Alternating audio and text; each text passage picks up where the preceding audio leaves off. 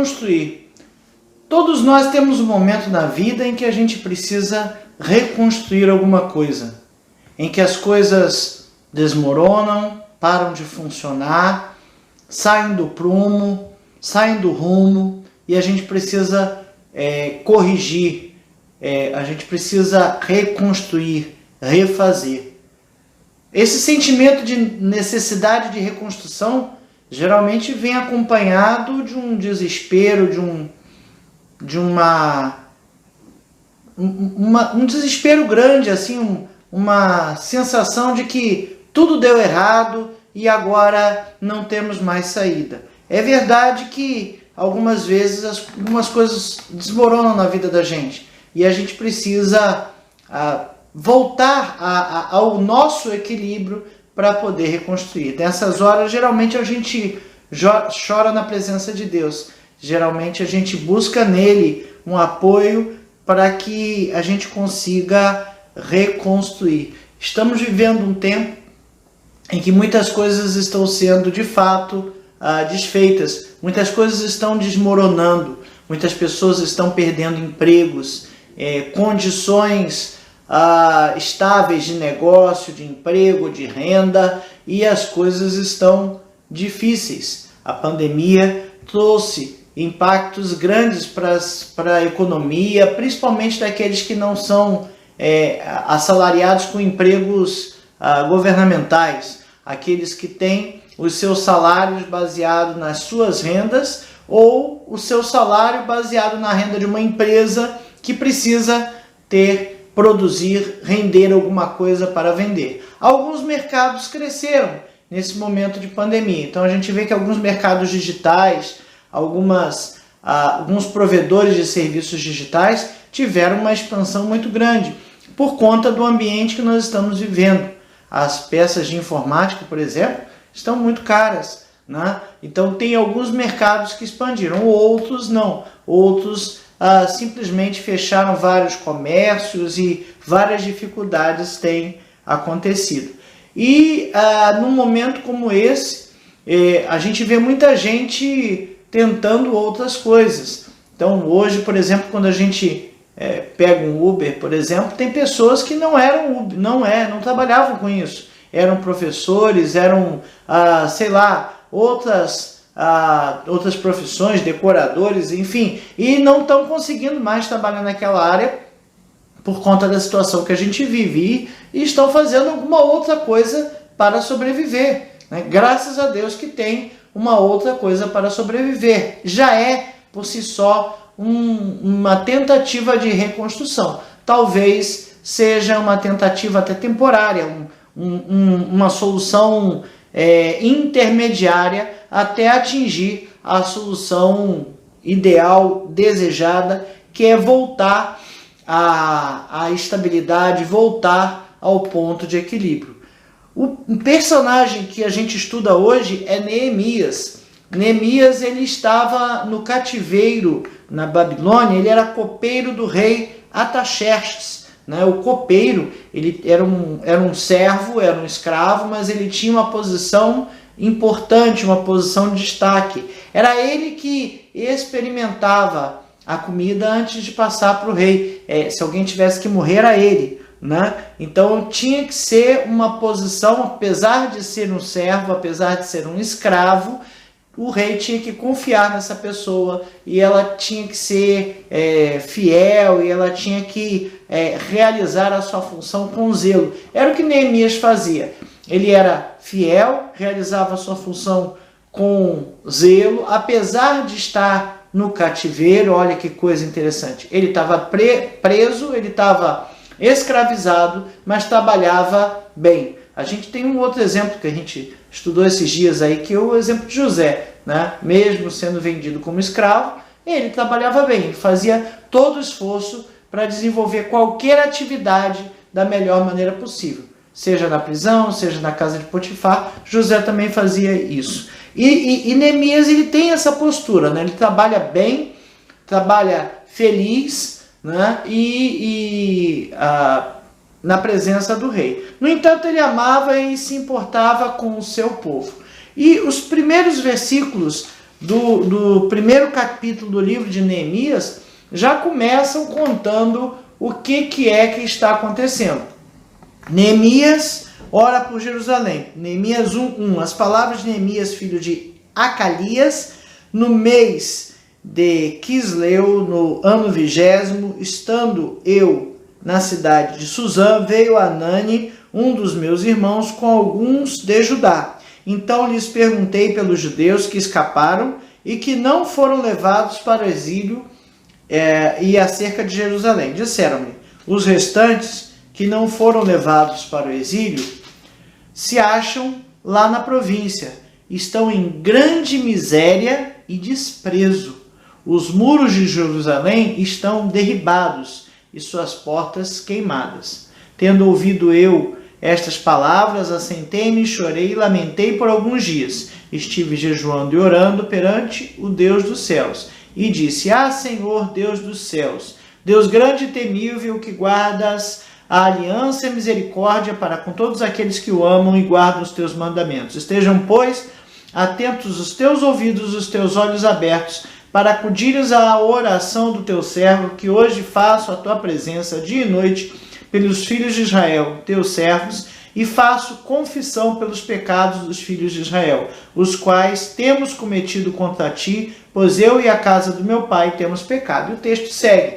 É um livro gostoso de ler, porque ele narra toda uma história. A história do escravo Neemias, na presença do rei, que ouve falar acerca de alguns judeus que tinham fugido do cativeiro, que estavam livres do cativeiro, tinham voltado para Jerusalém. E quando a gente está longe da nossa terra, a gente quer saber notícia. E a notícia não era boa. A notícia é que os muros estavam em ruínas e que os judeus estavam vivendo num estado de miséria. E aí ele chorou, né? Ele sentou, chorou, jejuou e orou a Deus, né?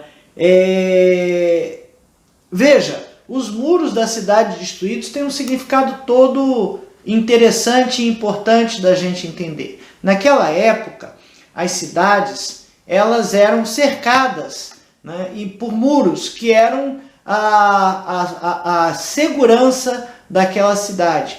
O muro dava aquela fortificação à cidade, garantia que ninguém entrasse e ninguém saía. Se tivesse um ataque iminente a uma cidade fortificada, os muros eram fechados e os exércitos iam por sobre os muros para guerrear, né? Para frente dos muros para guerrear. Quando a gente vê alguns filmes medievais, a gente vê essa cena. Então, não estou falando necessariamente de algum texto relacionado à Bíblia. Se a gente for ver Jericó, por exemplo, as muralhas de Jericó eram grandes e famosas, e era uma cidade grande, e era uma cidade fortificada, uma cidade cercada. Então, os filmes antigos, ou os filmes das épocas medievais, retratam essa ideia.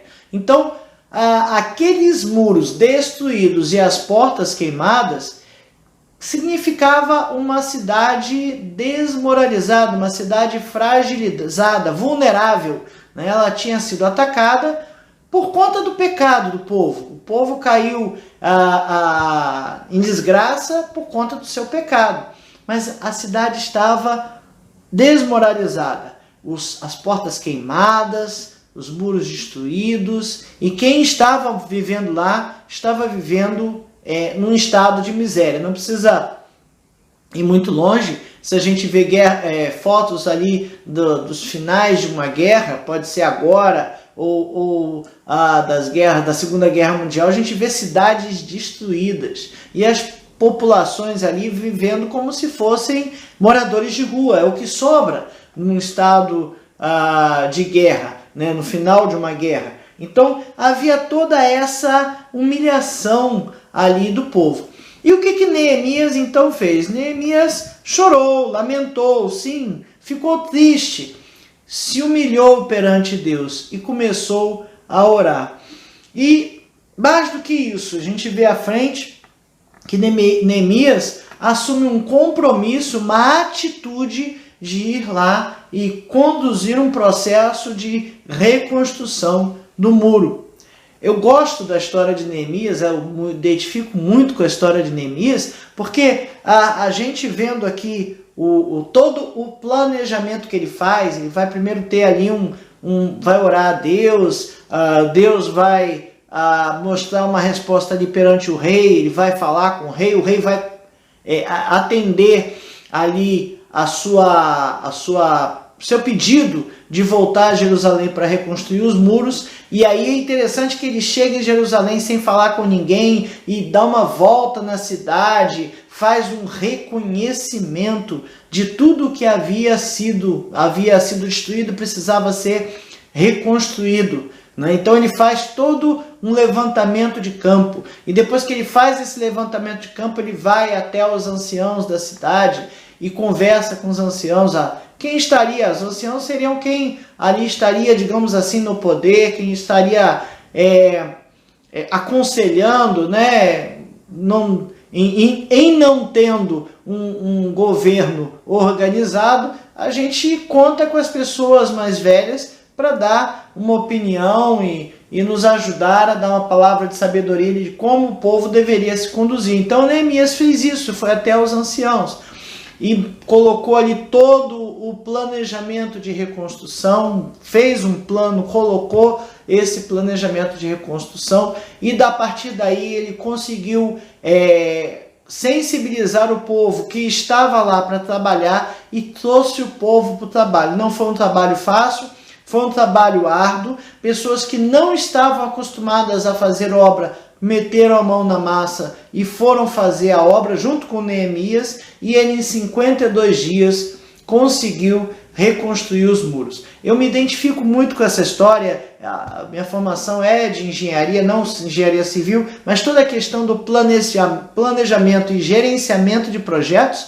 olha, Neemias ali era nota 10. É para deixar qualquer PMBOK aí no chinelo, né? Uma história muito antiga, e a gente vê que houve ali uma organização, houve um planejamento, houve um direcionamento muito bacana para realizar a função, realizar ali a reconstrução do templo. É muito importante, é muito necessário que esses planejamentos ocorram e que a gente esteja no centro da presença de Deus. Essa é a lição número 8 da revista Palavra e Vida, edição número 67. A revista Palavra e Vida é editada pela Convenção Batista Fluminense e está disponível no site batistasfluminense.org.br. Essa revista tem por tema Vencendo as Adversidades, exemplos da Bíblia para o nosso tempo. Então, estamos estudando alguns exemplos bíblicos e aplicando eles às coisas que estão acontecendo. Quem não vai precisar, ou já não precisou, ou já está fazendo, ou já está no processo de reconstrução no meio dessa pandemia. O título dessa lição é Neemias quando a adversidade é reconstruir, e ela foi escrita pela educadora Joyce Nogueira de Souza. Bom, observamos aqui pelo nosso texto que a primeira coisa que Neemias fez quando recebeu a notícia foi sentar e chorar, né? Somos humanos, todos nós sentimos muitas vezes decepção, tristeza, agonia, muitas vezes nos sentimos encurralados, sem saída, sem saber o que fazer. Neemias ficou triste em saber que o seu povo estava num estado de miséria, num estado de tristeza. Mas, veja, será que essa situação estava na mão de Neemias resolver? Era só ele lá resolver? Como ele ia lá resolver? Ele era um escravo, ele era um servo do rei. Como é que ele simplesmente vai sair de onde ele está, né, para ir lá reconstruir ou conduzir a reconstrução? Neemias fez o que todos nós fazemos quando estamos com um problema. Ele pediu socorro a Deus. Nós pedimos socorro a Deus quando estamos com um problema. Infelizmente, às vezes a gente só lembra de Deus quando está com um problema. Isso é muito triste, né? É muito triste que a gente tenha que ter problemas, decepções, tenhamos que ter derrotas e lutas para que a gente lembre que Deus pode nos ajudar. Mas Neemias, ele não fez isso. Ele se lembrava o tempo todo, mas ele foi pedir socorro a Deus, porque ele sabia que se alguém poderia resolver aquela situação, era Deus. Ele não deixou de ficar triste, chateado, decepcionado. Ele não deixou de chorar. Ele botou aqui, versículo 4, tendo eu ouvido estas palavras, assentei-me e chorei, e lamentei por ali alguns dias. Então passou alguns dias chorando e se lamentando a respeito daquilo. E ele esteve jejuando e orando perante o Deus dos exércitos. Então, o jejum aqui vai vir como um misto de um processo de adoração, um processo de humilhação, um processo de submissão a Deus. Então ele se preparou, digamos assim, para entrar na presença de Deus. Ele se humilhou, ele chorou, né? Ficou triste, mas ele jejuou e orou a Deus. Né? Ele não deixou Deus de lado. Ele sabia que se alguém pudesse resolver essa situação, era Deus. E nós? Como nós fazemos? Né? Ele tem mais uma, né? A gente geralmente, quando está com um problema, Senhor, me ajuda a resolver isso. Tem misericórdia, socorro. Né? A gente já parte para o pedido. Mas Neemias não começou pedindo. O primeiro versículo aqui que fala da oração, versículo 5, quer dizer, o quinto versículo do primeiro capítulo do livro de Neemias, ele já está orando a Deus. E ele começa orando assim: Senhor, Deus dos exércitos, Deus dos céus, Deus grande e temível, que guardas a aliança e a misericórdia para com aqueles que te amam e guardam os teus mandamentos. Neemias começou a orar adorando, não pedindo. Adorando e não reclamando, adorando e não se lamentando. Ele se lamentou, mas perante Deus, ele entrou na sua presença adorando, né? Prestando culto a Deus. A outra tradução diz assim: Senhor, Deus dos exércitos, Deus grande e temível, que guardas tua aliança, tua aliança de amor leal para com os que te amam e obedecem aos teus mandamentos. Então, assim como Neemias, na necessidade de reconstrução de alguma coisa, na necessidade de ter um grande problema para resolver, nós precisamos começar reconhecendo que somos criaturas de Deus. Deus dos céus, aquele que criou tudo, Deus criador. Né? Nós devemos a Ele honra e glória e devemos nos lembrar disso.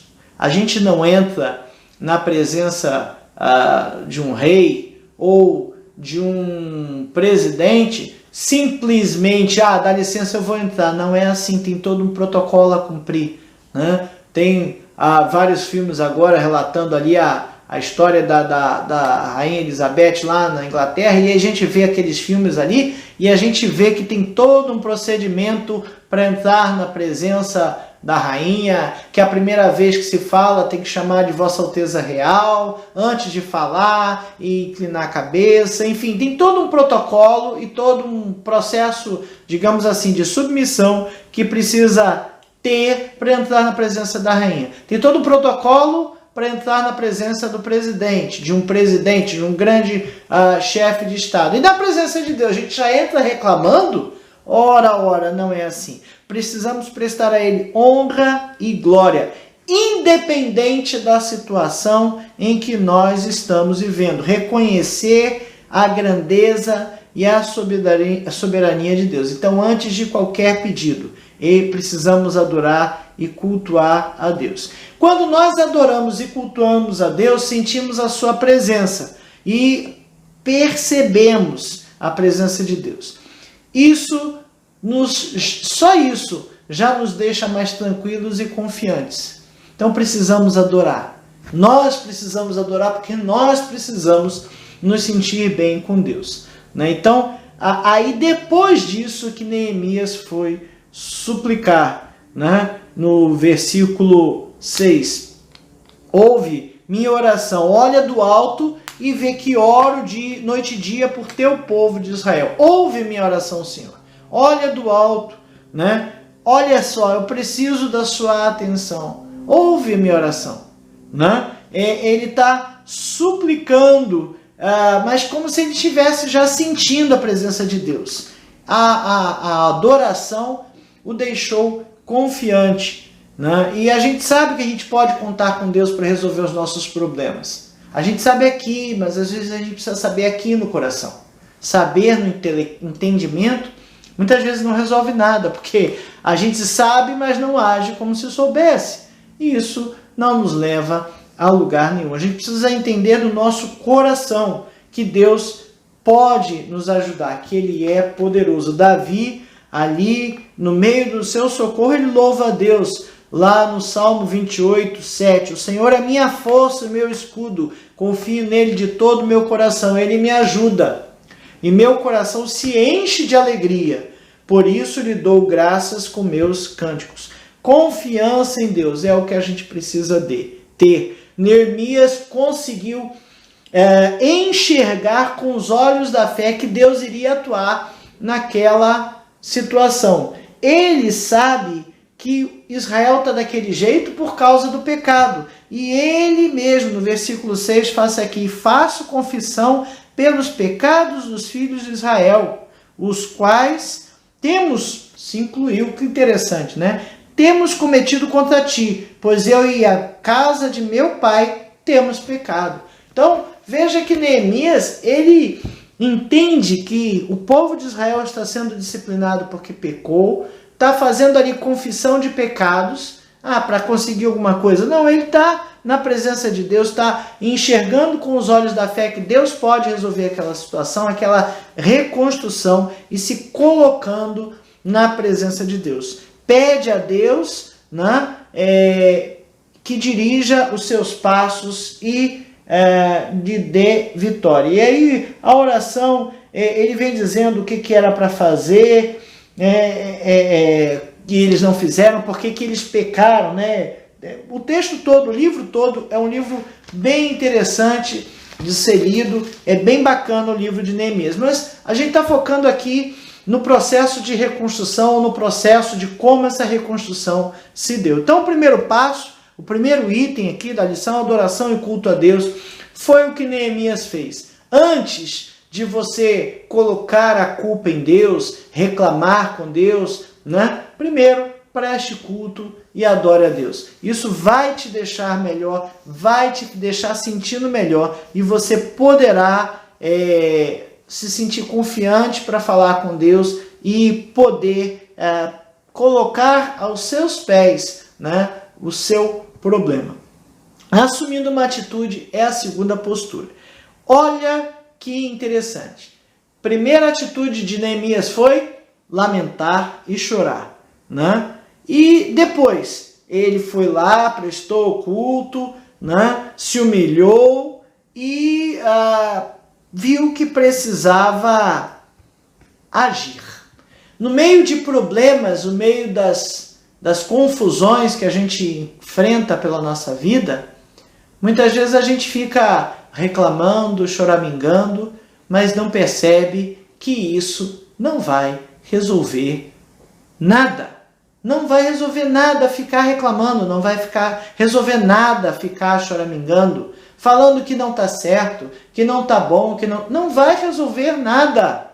Precisa agir. Os problemas, eles podem ser resolvidos, né? Mas a gente precisa levantar para fazer alguma coisa, né? Tem que agir para reverter o problema. A gente ora, clama a Deus, mas ele não pode ficar sentado, parado, esperando que o que foi destruído seja reconstruído, assim, por um milagre. Eu vou ficar parado aqui, Deus vai fazer tudo para mim. Eu gosto muito da passagem de Jesus, quando ele vai ressuscitar Lázaro, né? Porque ele chega lá e já tinha enterrado Lázaro, e já se enterrava colocando numa caverna uma pedra na frente. E Jesus chega e manda que o pessoal remova a pedra. E depois chama Lázaro e o ressuscita. Ora, se Jesus era poderoso para ressuscitar Lázaro, por que ele não removeu a pedra? Por quê? Né? Por que ele mandou as pessoas fazerem? Eu acho bem interessante essa colocação. Isso foi algo que já me chama a atenção há mais de 23 anos. Né? Por que Jesus não removeu a pedra se ele fez o sobrenatural? Não era mais fácil para ele fazer o natural, fazer uma força a mais? Era muito mais discreto, vamos dizer assim, do que trazer alguém do mundo dos mortos. Precisamos tomar uma atitude. Não adianta, não é possível que você queira um resultado fazendo absolutamente nada. A gente precisa agir, precisa tomar uma postura. Salmos 35, o choro pode durar uma noite, mas a alegria vem com o amanhecer, se você fizer alguma coisa. Se você não fizer alguma coisa, é provável que você continue chorando. O rei Ataxerxes, que era para quem o Neemias trabalhava, percebeu que Neemias estava triste enquanto servia. Olha, isso era arriscado para Neemias. Aparecer triste na presença do rei era arriscado. Estava experimentando as comidas que o rei ia comer, né? E se alguém morresse, tinha que ser ele. Então, aquilo ali era arriscado. Mas ele, como ele era fiel e exercia o seu trabalho com alegria, a aflição do seu coração, né, pelo sentimento do povo, fez com que ele de fato ficasse triste, né? E o rei viu a tristeza dele, entendeu que tinha um negócio errado, se importou com a sua dor, né? Veja, alguém que está sempre alegre, sendo escravo, sendo empregado, sendo serviçal, com um trabalho humilde, com um trabalho simples, não tem problema, mas se aquela pessoa está todo dia feliz e um dia ela parece triste, você vai ficar incomodado. E o rei ficou, né? E aí ele aproveitou esse momento e pediu ao rei para que fosse, para que fizesse alguma coisa. Lá no segundo capítulo, né?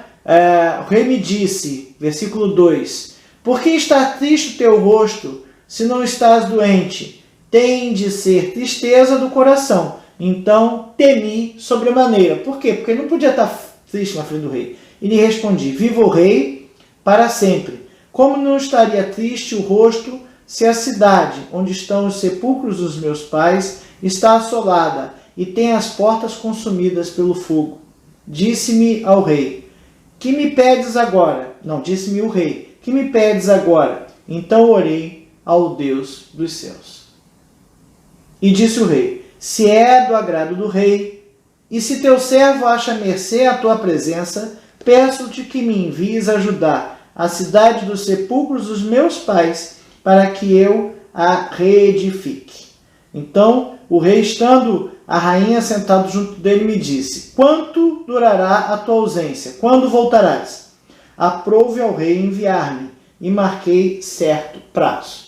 Veja, o rei prontamente atendeu. Ele podia estar mentindo, ele podia estar fugindo, né? Mas o rei foi favorável a ele. Com a permissão do rei, a Neemias foi e começou a fazer um plano de reconstrução dos muros, de trocar as portas que estavam queimadas, porque aquelas marcas ali eram marcas de humilhação, eram marcas que entristeciam o povo, eram marcas que traziam miséria. Eu já vi situações, cidades em que alguma parte da cidade não foi reconstruída depois de uma guerra, de um problema, para que o povo lembrasse que houve aquele período e que aquele povo saiu daquela situação por aquele motivo. Tem na Europa alguns lugares assim que não são reconstruídos para que o povo lembre que aquilo ali aconteceu. Aquela cidade destruída estava ferindo o coração de Israel. Né? Então veja, vida de oração de Neemias, atitude e planejamento. Se a gente continua lendo aqui, ele vai até a cidade e ele chega na cidade e olha o entorno, ele faz todo um planejamento para reconstruir. Né? Quantas vezes eu e você oramos por um certo propósito, por uma certa meta, sem saber realmente o que a gente queria de Deus? Muitas vezes a gente ora para Deus pedindo misericórdia, pedindo que Ele atue, mas não diz o que a gente quer.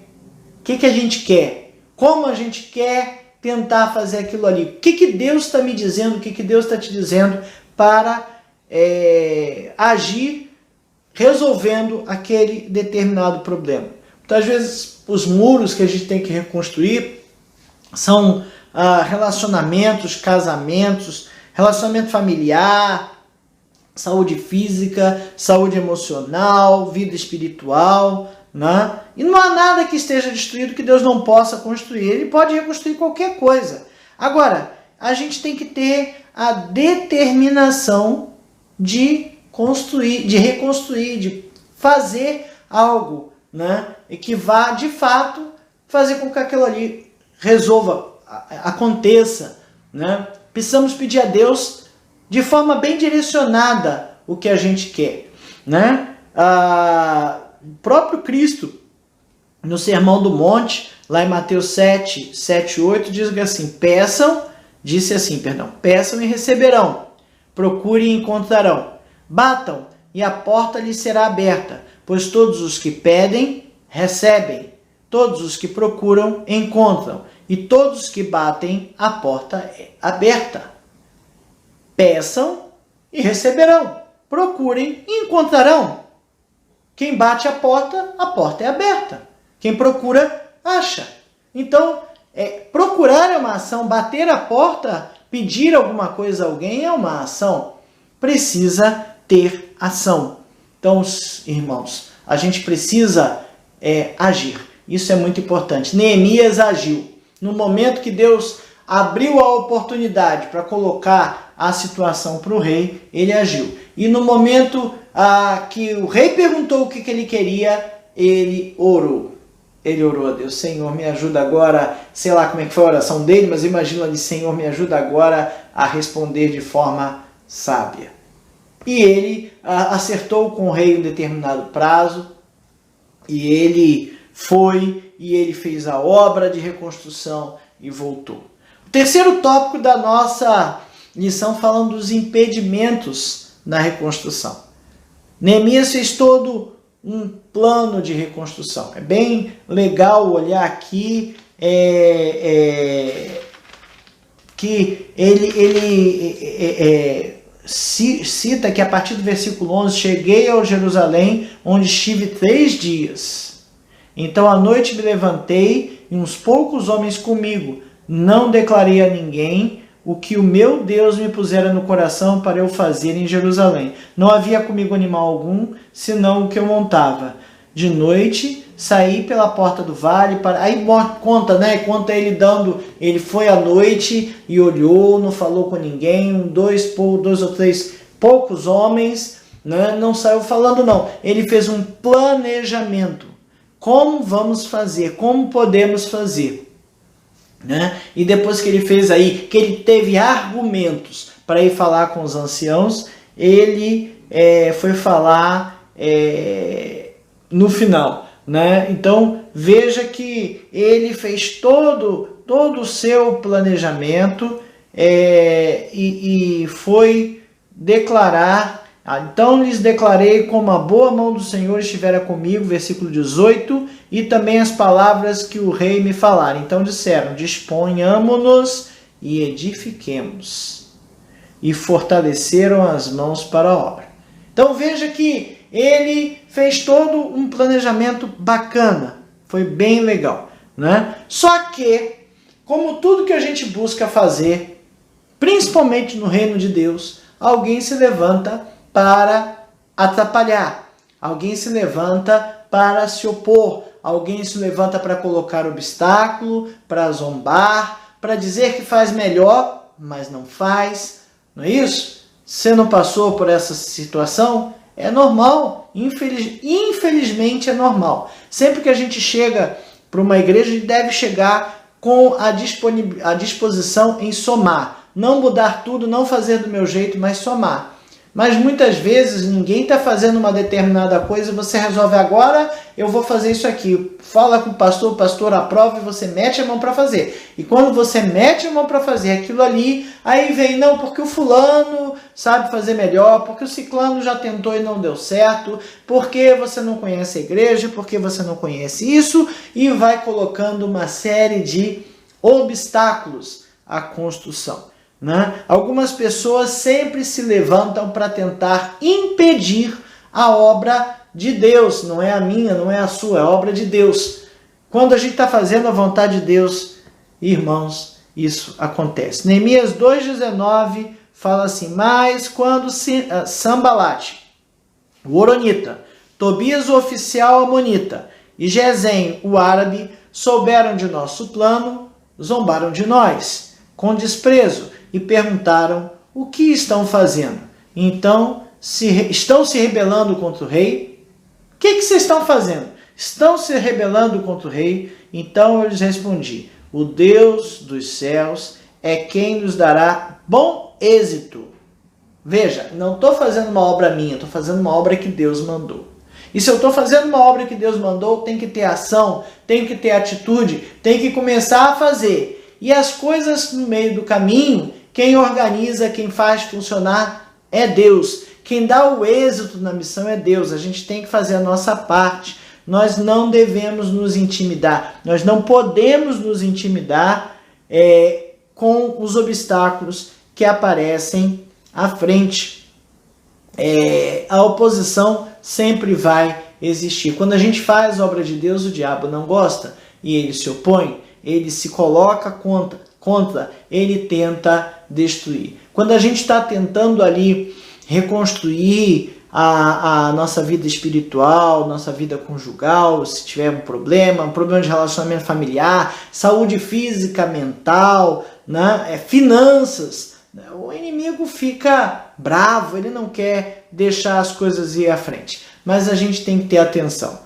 Não devemos temer, pois quando Deus decide nos usar, não devemos temer. Ele age poderosamente em nossas vidas, a fim de concluir o projeto que Ele mesmo colocou em nossos corações. Eu vou colocar um exemplo bem prático aqui. Esse canal é algo que entendi de Deus que era para fazer. Comecei a ouvir ou ter essa ideia, né? Essa vontade, a ideia que virou vontade, que aperta o coração da gente, começou lá no finalzinho de 2017.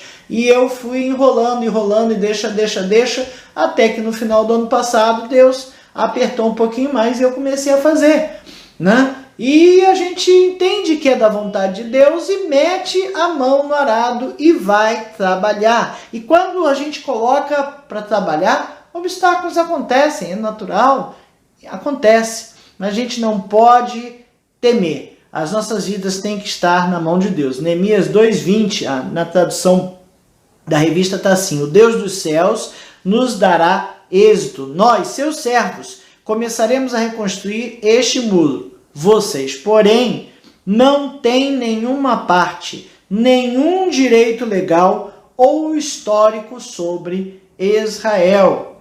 Vocês não têm parte nisso aqui. Deus vai nos dar êxito. Veja que Neemias está entusiasmado com falar promessa porque não veio escrito, né? Mas ele está entusiasmado ali com a obra que Deus colocou no seu coração. Ele sabia que Deus ia dar a vitória, né? E ele precisava entusiasmar aquele povo para realizar a obra. Ele precisava que o povo entendesse que a obra não era do Neemias, a obra era de Deus. E quem ia dar vitória era Deus. Quando ele apresenta aos anciãos, né? Olha, ó, então lhes declarei como a boa mão do meu Deus estivera comigo. e também as palavras que o rei falara. Então disseram: disponhamo-nos e edifiquemos, e fortaleceram as mãos para a boa obra. Não podemos deixar de lado a obra que Deus coloca no meu coração, no seu coração para realizar. Realize. Comece simples. Busque melhorar, busque reavaliar, planeje o que vai fazer. Deus coloca em nossos corações os planos, as formas e o jeito de fazer. Sempre vai ter opositor, sempre vai ter quem se lance contra, mas Neemias se colocou ao lado do povo e botou a mão na massa para reconstruir os muros. Ele esteve junto com o povo o tempo todo na construção. Tem um texto aí, uma parte na frente, que relata que o povo começou a sofrer ameaças de ataques, né, de outros povos ali, e aí eles trabalhavam com uma colher de pedreiro numa mão e com a espada na outra. Todos trabalhando desse jeito, Neemias também, né? E Neemias, ele vai e intensifica as suas orações, pedindo forças e livramento a Deus. Cada vez que um problema maior aparece, Neemias dobra seu joelho e fala com Deus, ora a Deus, né? E ele consegue conduzir aquele povo, liderar aquele povo na reconstrução do templo, e a obra sai, enfrentando todos os obstáculos. Obstáculos que não são contra Neemias, são contra Deus, porque a obra é de Deus, né? Não era algo que Neemias queria empreender para depois colocar lá, muro de Neemias construído na data tal, né? Sob a direção do fulano. Ele não quis fazer isso não, ele estava fazendo a obra de Deus. Em 52 dias, Neemias conseguiu levar o povo a reconstruir o templo. Neemias ensinou e reconstruiu também a perspectiva de mudança de vida do seu povo. No meio dessa reconstrução, o povo se animou. O povo aprendeu que precisava agir. Sabe, muitas vezes a gente chega numa comunidade carente, até eu já vi isso em igrejas, em comunidades carentes, em que o povo espera alguém vir fazer as coisas. Não faz. Tem que formar liderança. Esse povo tem que entender que eles têm que botar a mão e fazer. É com eles mesmos. E Neemias fez isso com aquele povo que estava lá.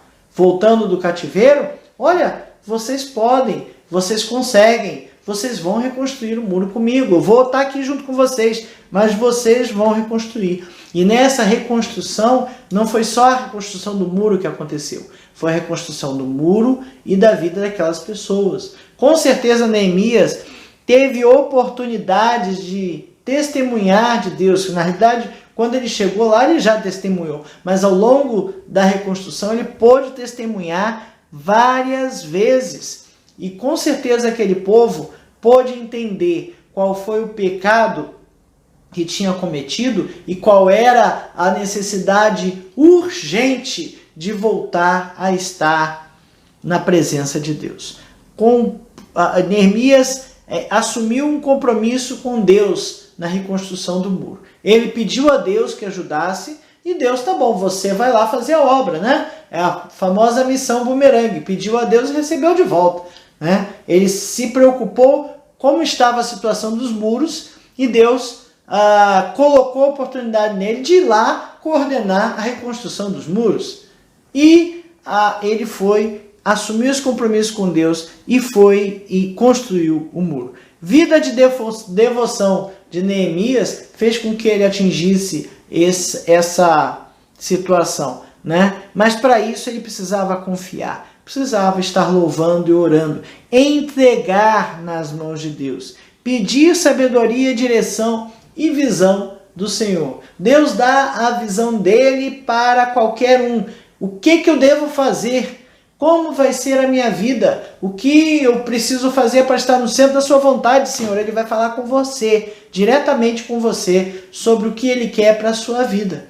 Neemias estava pedindo a visão de Deus para aquilo tudo. E Deus o orientou e o direcionou para a reconstrução dos muros.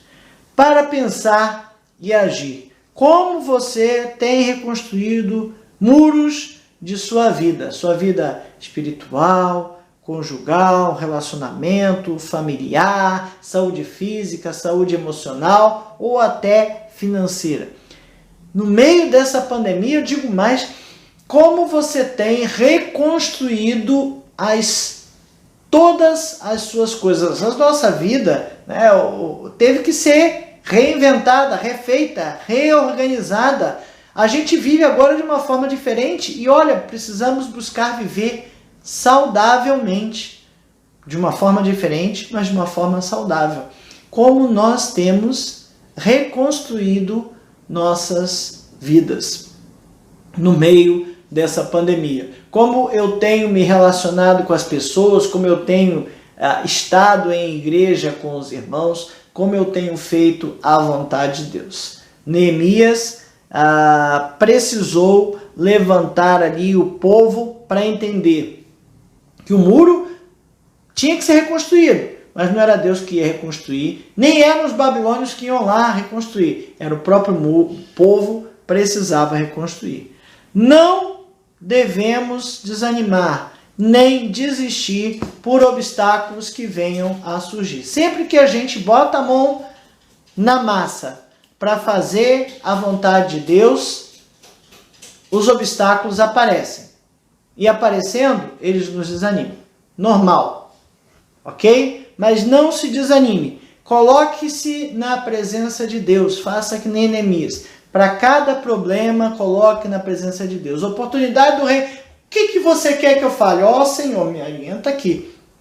Me diga o que eu vou falar. Agora, para que isso tudo funcione, o ponto-chave é o relacionamento diário com Deus. Viver um relacionamento diário de Deus. Precisamos viver sempre adorando a Deus e relacionando com Ele.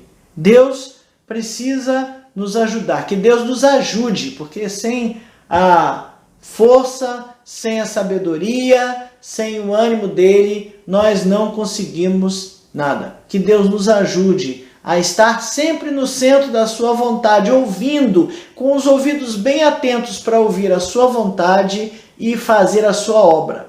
E olha, meteu a mão na obra para fazer, vai vir obstáculo. Vai vir irmão da igreja muitas vezes querendo atrapalhar. Vai vir muita gente boa dizendo que está tudo errado, que vai dar errado, que não é assim. Se é a vontade de Deus, faça da melhor maneira possível. Busque estudar, busque entender, busque planejar, busque ver quais os pontos de falha nesse meu planejamento, mas faça a vontade de Deus. Você será feliz, porque Deus nos dá essa felicidade. Deus é a nossa felicidade. Amém. Esse reino